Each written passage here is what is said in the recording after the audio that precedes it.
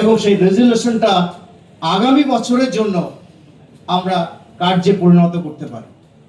প্রথম হচ্ছে, রবীন্দ্রনাথ ঠাকুর বলেছে, শিক্ষা আনে চেতনা, চেতনা আনে পরিবর্তন, এবং পরিবর্তন আনে উন্নতি। বিবেকানন্দ বলেছিলেন, ওঠো, জাগো এবং যাও যতক্ষণ না তুমি তোমার লক্ষ্যে পৌঁছাচ্ছ। তাহলে আমাদের এই সংখ্যালঘু, বঙ্গীয় সংখ্যালঘুর আমাদের লক্ষ্যটা কি? আমাদের লক্ষ্য কি একে অপরকে সমালোচনা করা? আমাদের লক্ষ্য কি একে অপরকে ছোট করা? আমাদের লক্ষ্য এটা নয়।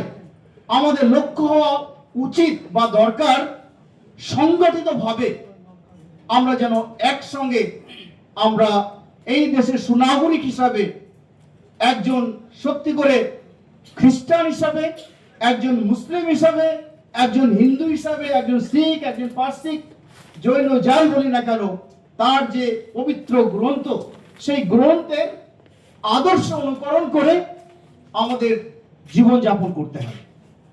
আজ আমি যেহেতু খ্রিস্ট ধর্ম থেকে আজকে এসেছি এবং আমাদের মধ্যে আরো কয়েকজন পুরোহিতরা রয়েছে, আজকে পবিত্র বাইবেলে যিশুর যে শিক্ষা, সেই শিক্ষা মাত্র তিনটি, যিনি আমাদের সকলকে বলতে চায়। আমি খ্রিস্টান ধর্ম থেকে, মুসলিম ধর্ম থেকে এবং হিন্দু ধর্ম থেকে আমি কথা বলবো।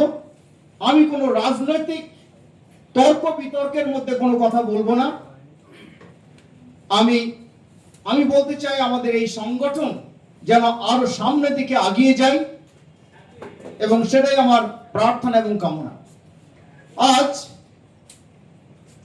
গ্রিক ভাষায় একটা কথা আছে, কোইনোনিয়া। কোইনোনিয়া কথা হচ্ছে, অর্থ হচ্ছে কমিউনিটি। অর্থাৎ আমাদের খ্রিস্টীয় ভাবধারায়, বাইবেলীয় চিন্তা ভাবনায় যিশুর আদর্শ নিয়ে একটা কমিউনিটি। ঠিক তেমনি ভাবে অন্যান্য ধর্মেও তার নিজ নিজ ইষ্ট দেবতা বা ভগবান, ঈশ্বর যাই আমরা বলি না কেন, তার আদর্শ নিয়ে আমাদের কমিউনিটিটাকে শক্ত করতে হবে। আমি একজন ভালো খ্রিস্টান হতে হবে, আমাকে একজন ভালো মুসলিম হতে হবে, আমাকে একজন ভালো হিন্দু হতে হবে। তাহলে আমি আমার কমিউনিটির জন্য চিন্তা ভাবনা যদি করি, তাহলে কিন্তু সবকিছু হবে। দ্বিতীয় হচ্ছে ডাইকোনিয়া। গ্রিক ভাষায় আরেকটা হচ্ছে ডাইকোনিয়া। যেই ডাইকোনিয়ার কথার অর্থ হচ্ছে পরিষেবা। অর্থাৎ আপনার সেবা বা পরিষেবা, আপনার কাজটা কি হবে? আপনার কমিউনিটি রয়েছে, এই কমিউনিটিকে উত্থাপন করার জন্য, উন্নত করার জন্য আপনার কি কি কাজ, সেই কাজ আপনার পবিত্র ধর্মগ্রন্থ অনুসারে আপনি করুন, সংবিধান অনুসারে আপনি করুন। কারণ সংবিধানে রয়েছে 26শে নভেম্বর 1949 সাল যখন এটাকে করা হলো, তখন এখানে মাত্র 395টি আর্টিকেল ছিল।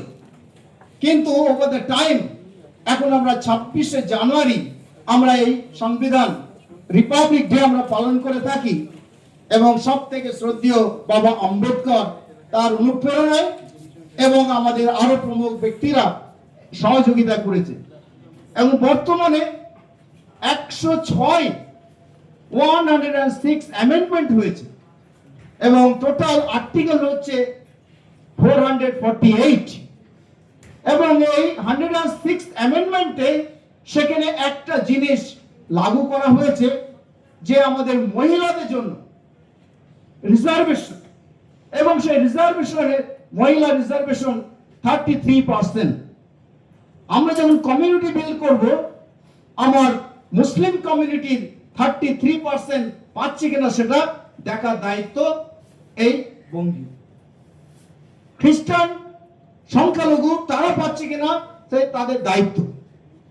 তাহলে এই যে সংখ্যালঘু আমরা বলছি, মাইনরিটি আমরা বলছি, আমরা যদি এখন হিসাব করে দেখি, আজকে যদি ভোটে যারা আজকে প্রধানমন্ত্রী বা মুখ্যমন্ত্রী যারা হচ্ছে, এমএলএ যারা হচ্ছে, তারা কিন্তু বেশিরভাগ সংখ্যালঘু মানুষের ভোটের মাধ্যমে হচ্ছে। তারপর তারা তাদেরকে ব্যবহার করে ছুঁড়ে ফেলে দিচ্ছে, তাদের কোনো গুরুত্ব দিচ্ছে না। সেখানে আমাদের প্রতিবাদ করতে হবে। 3 নম্বর হচ্ছে কেরিগমা। কেরিগমা অর্থাৎ প্রচার।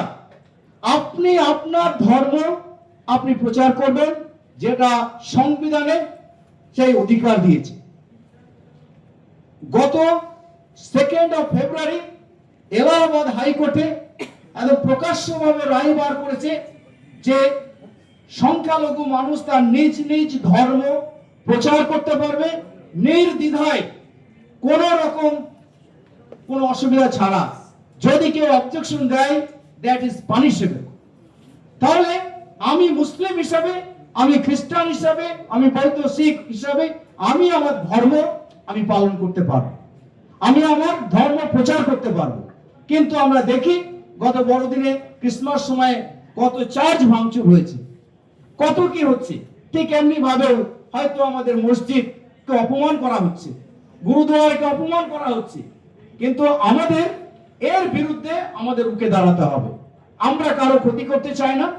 আজকে ভারতবর্ষে যে শিক্ষা প্রতিষ্ঠানগুলো রয়েছে, সেই শিক্ষা প্রতিষ্ঠান, সেখানে কিন্তু যারা আজকের আমলা, যারা গভর্নমেন্ট রয়েছে, তারা কিন্তু সেখান থেকে শিক্ষা লাভ করে তারা কিন্তু অন্য